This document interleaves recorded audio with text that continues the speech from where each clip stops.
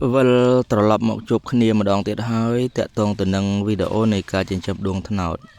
bà đây ngày nay dương nâng thưa vì cả dọc đuông dọc thưa mấy bà bụi bà cứ chỉ cả bằng cắt bụi đường thân nào đó nè đại dương dọc đuông nắng dọc thưa chỉ mấy bà bỏ viết làng vịnh bà chẳng vị thi sao này cứ miên trơn tại nhom nâng prap môi vị thi nó không video ní nâng mình chạy prap bong ôn ba mình miên ca lệ liềm lời hai bà bong ôn mình toàn bàn chọn subscribe thế xong chui chọn subscribe nó không video nâng mình nè môi tới hai bà bong ôn mưa trong Facebook xong chui chọn follow mình nè môi phong đây nè bạn hơi ngày này riêng đặt sai mình tích xong lên coi mình sợ bàn mình sợ pro ai thà riêng ngon ngon chẳng á chẳng dương do sầm bọ đồn tôm dương nắng sầm bọ đồn tôm nắng dương cặp về chia pi chia bảy chấm nật để chẳng là không mùi chấm nật thôm á nè để dương sọ đồn bàn màu nó kêu dương miền chia chấm nật anh chẳng dương ai cặp về chia pi chấm nật đó cái chia bảy chấm nật các bạn đây thế cùng cặp tối bây dương cặp là mồm dương ót cặp các bạn đây dương đã về từng về con là thà dương và bạn riệp vì miền trần lò thông á chẳng dương trong riệp về bàn này lõ dương trên trăm bia cặp về chuyện đồng chẳng mở các bạn đấyហើយបន្ទាប់ពីយើងរៀបវាក្នុងកធនចឹងហើយយើងត្រាំទឹកវាចំនួន1យប់តាមពិតទៅវីដេអូនេះគឺជាវីដេអូដែលខ្ញុំកាប់ចិញ្ច្រាំធ្វើជាចំណីក៏ប៉ុន្តែវាដូចទៅនឹងការយកទៅធ្វើបង្កាត់ពូជដូចគ្នាដែរអញ្ចឹងខ្ញុំកាត់កន្លែងហ្នឹងយកមកដាក់ដើម្បីធ្វើកន្លែងបង្កាត់ពូជអញ្ចឹងណាអញ្ចឹងយើងត្រាំទឹកវាទៅត្រាំទឹកវាមកយប់ទៅដើម្បីឲ្យវាជ្រាបចូលសពពេញសបកដូងហ្នឹងទៅដើម្បីឲ្យវាមានសំណើមនៅពេលដែលយើងដាក់ដួងចូលណាដើម្បីឲ្យវាមូសបុកคล้ายទៅជាមេបាពូជคล้ายជាមេកញ្ចែណាបងប្អូនធ្លាប់ឃើញហើយមេកញ្ចែដែលវាមកតុំនឹងដើមថ្នោតដែលគេកាប់ថ្មីហ្នឹងឃើញមានហើយមានប្រមោយវែងដូចមូសអញ្ចឹងណាបាទអញ្ចឹងយើងបន្ទាប់ពីត្រាំទឹកវាមកយប់ហើយយើងចាក់ទឹកវាចេញទៅសម្រាប់ទឹកនឹងចេញអស់ទុកតែសកៃដូងទេទុកសកៃដូងអញ្ចឹងយើងច្រកសកៃដូងហ្នឹងដាក់វាក្នុងកធុនកុំឲ្យពេញពេកដាក់មកល្មមចិត្តពេញទៅហើយយើងអត់ដាក់ទឹកបន្ថែមណាយើងគ្រាន់តែដាក់សកៃដូងសើមហ្នឹងទេអញ្ចឹងយើងមកចាក់ដួងយើងមើលថាតើដួងយើងហ្នឹងវាបានប្រមាណដែលយើងយកទៅដាក់ដើម្បីបង្កាត់ធ្វើជាមេវាឡើងវិញហ្នឹងណាតាមពិតទៅដួងនេះគឺអាយុកាលវាអត់ទាន់គ្រប់ក្នុងការយកទៅបង្កាត់ពូជទេដូចខ្ញុំធ្លាប់បញ្ជាក់វីដេអូមុនដែរដួងដែលអាចយកទៅធ្វើមេបាពូជដែលល្អណាគឺវាមានអាយុកាលចាប់ពី40ថ្ងៃទៅ50ថ្ងៃឬក៏លើសនឹងតិចតួចដែលយើងអាចយកមកធ្វើជាមេបាពូជវាឡើងវិញណាប៉ុន្តែករណីដែលយើងទៀតថាយើងត្រូវការមេបាឆាប់ហើយបើយើងទុកវាដល់អាយុកាល50ថ្ងៃហ្នឹងវារៀងយូរដែរអញ្ចឹងយើងអាចយកដួងដែលមិនទាន់គ្រប់អាយុហ្នឹងយកមកដាក់ធ្វើបានដែរគ្រាន់តែមេបាពូជដែលយើងទទួលបានមកវិញហ្នឹងគឺវាតូចណាវាអាចថាប៉ាន់កោតដែរអញ្ចឹងណាវាអត់ធំអត់ថ្លោណាគណៈដួងយើងមានអាយុកាលវែង50ថ្ងៃអីយើងបានទទួលបានមេបាពូជហ្នឹងវាប៉ាន់មេដៃថ្លោល្អធំអញ្ចឹងប៉ុន្តែវាពងដូចតែគ្នាទេគ្រាន់តែថាមួយតូចមួយធំប៉ុន្តែការពងបានជាដង្កូវដួងមកវិញហ្នឹងគឺវាពងដូចតែគ្នាសំខាន់យើងលាយចំណីឲ្យបានត្រឹមត្រូវអញ្ចឹងណាអញ្ចឹងយើងជ្រើសរើសយកតែធំទេមិនមែនយកចាក់មកប្រមាណឃើញប្រមាណយកទាំងអស់ទេគឺយើងជ្រើសរើសយកតែដួងណាធំទេដួងនេះគឺមានអាយុតែ25ថ្ងៃទេក្នុងនេះគឺមានអាយុ25ថ្ងៃទេហើយយើង25ថ្ងៃហ្នឹងចាប់ពីយើងដាក់ដំបងណាយើងដាក់ដំបងមកយើងរាប់ថ្ងៃទៅបានតែ25ថ្ងៃទេអញ្ចឹងជ្រើសរើសយកតែធំទេដូចថាយើងជ្រើសរើសយក 2 ទៅ 3 កធុនអញ្ចឹងណាយើងយកតែធំដើម្បីយកមកដាក់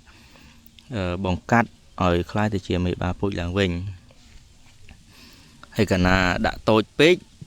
វានៅខ្ចីពេកក៏វាអត់មូដែរវាអាចនឹងងាប់ទៅវិញឬក៏វាមូដែរតែមូហើយវាងាប់វាមូហើយយើងគិតថាបើតែវាមូគឺវាបានជាពូជទេប៉ុន្តែវាអាចនឹងងាប់ទៅវិញភាគច្រើនណាដួងដែលអត់គ្រប់អាយុគឺ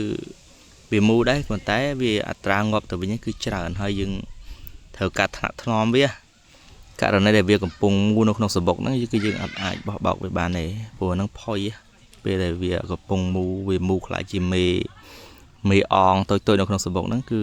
យើងត្រូវកាត់ថ្នាក់ថ្នមវាណាអញ្ចឹងយើង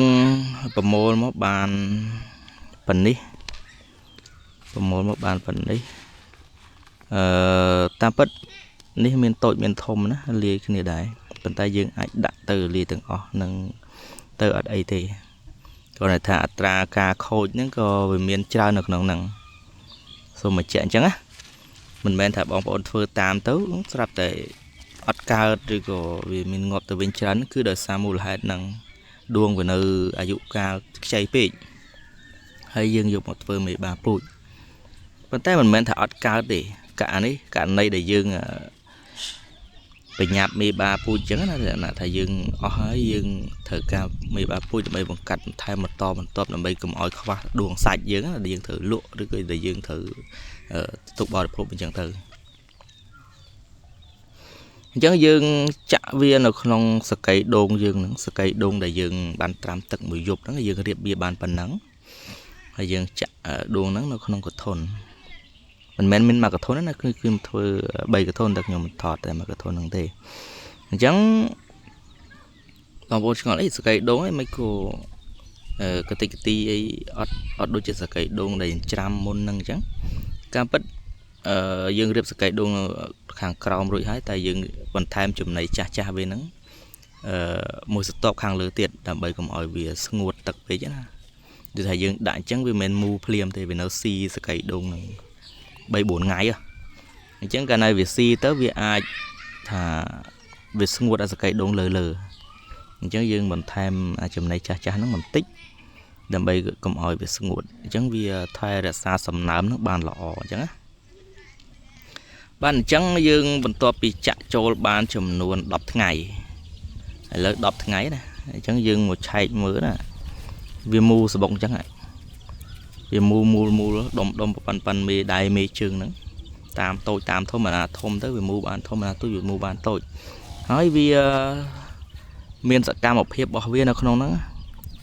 បើយើងកាន់នឹងដៃហ្នឹងគឺវាញ័រហ្មងញ័រត្រឹតយើងអត់ដឹងថាវាធ្វើមិនទេក៏ប៉ុន្តែដឹងថាវាក្លុកខ្លួនវានៅក្នុងសបុកហ្នឹងអញ្ចឹងយើងរើសវាអាឡើងវាមូហ្នឹងមានខ្លះវាអត់តាន់មូទេឃើញអត់វានៅខ្ចីពេកអញ្ចឹងវានៅស៊ីវាសុកចិត្តអត់មូរហូតដល់វាអាចថាងាប់ទៅវិញក៏បានដែរក៏មានដែរនៅក្នុងហ្នឹងខ្លះក៏វាមូទៅហើយខ្លះក៏ងាប់នៅក្នុងហ្នឹងទៅខ្លះក៏វាកើតចេញជាមេបាពូជណានេះយើងមើលវាអត់ដឹងទេតែវាចេញមកប្រហែលគឺប៉ុណ្ណឹងហើយអញ្ចឹងយើងរើសវាទៅរើសដុំសបុកណាអានេះវាមូសបុកដូចតកៅនាងដែរណាតែគ្រាន់តែថាវាប្រើសបកដូងចាស់ឬក៏សបកដូងទុំហើយមានសំណើមដែលវាអាចខំរុំពាត់ខ្លួនវាបានជាដុំចឹងអញ្ចឹងបើយើងអត់រើសវាក៏បានដែរយើងអត់រើសវាទុកមួយលើក៏បានដែរយើងទុកក្នុងហ្នឹងឲ្យវាคล้ายជាមេវាចេះកាយចេញខ្លួនវាមកវាចេះដើរចេញខ្លួនវាមកណាប៉ុន្តែយើងទុកក្នុងហ្នឹងយើងអត់ដឹងថាវាសើមពេកឬក៏វាស្ងួតពេកទេតែណែដែលយើងទុកវាក្នុងហ្នឹងរហូតចឹងយើងអត់បានមើលវាអញ្ចឹងយើងអត់ដឹងថាវាសើមពេកឬក៏វាស្ងួតពេកព្រោះវានៅក្នុងកធុនអញ្ចឹងយើងត្រូវការចង់ដឹងយើងកាយវាដើម្បីរើសដុំសបុកវាហ្នឹងយកទៅដាក់នៅក្នុងកធុនមួយផ្សេងគេដាក់ក្នុងកធុនមួយផ្សេងយើងដឹងថាអានេះសើមពេកយើងអាចដាក់វាបន្តិចបន្តួចកុំឲ្យកច្រើនពេកក្នុងកធុនអញ្ចឹងយើងអាចដាក់តិចតួចទៅច្រើនកធុននេះទៅឬមួយកធុនហ្នឹងដាក់2-3កធុននេះឡើងវិញអញ្ចឹងណាហើយយើងថាសំណើមវាល្មមហើយសមល្មមហើយវាមិនសើមពេកឬវាមិនស្ងួតពេកទេ យើងដាក់វាក៏កន្លះកធុននេះទៅហើយយើងបរិយាយសម្បកចំណីចាស់វាហ្នឹងគ្របពីលើបន្ថែមពីលើមួយស្ទាប់ដើម្បីកុំឲ្យវាស្ងួតតែខាងលើព្រោះខណៈដួងដល់វាមូលហើយវាខ្លាចជាមេអងតូចមេអងនៅក្នុងសបុកហ្នឹង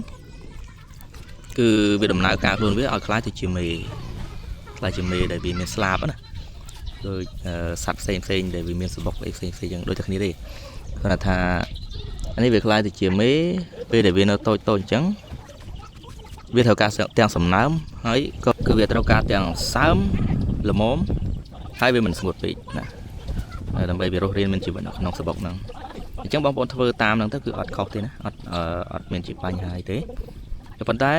យើងត្រូវការមើលថែវាដែរបើសិនបើមានចំោចមានអីចូលមកខាំសបុកវាហ្នឹងចូលស៊ីកូនណមគេថាកូនណមនៅក្នុងហ្នឹងគឺខូចហើយសូមអរគុណចំពោះការទស្សនាវីដេអូពីដើមរហូតដល់ចប់ហើយបើបងប្អូនមិនទាន់បានជួយចុច Subscribe ទេសូមជួយចុច Subscribe ម្នាក់មួយឬក៏សញ្ញាជាវម្នាក់មួយណាបាទសូមអរគុណហើយសូមបញ្ជាក់មួយទៀតដែរដែលបងប្អូនពេលដែលរើវាហ្នឹងពេលដែលរើសម្បុកដួងសម្បុកមេដួងហ្នឹងដាក់នៅក្នុងកធុនផ្សេងសូមបងប្អូនថ្នមដៃព្រោះនៅក្នុងហ្នឹងគឺវាសម្បកវាគឺស្ដើងមែនតើនៅពេលដែលវាវិវត្តខ្លួនវាខ្លាយទៅជាមេវិញហ្នឹងខ្លាយទៅជាមេបាឡើងវិញហ្នឹងគឺខ្លួនវាស្ដើងណាស់បើសិនតែយើងទម្លាក់វារៀងខ្លាំងបន្តិចវានឹងបែកវានឹងងាប់តែម្ដង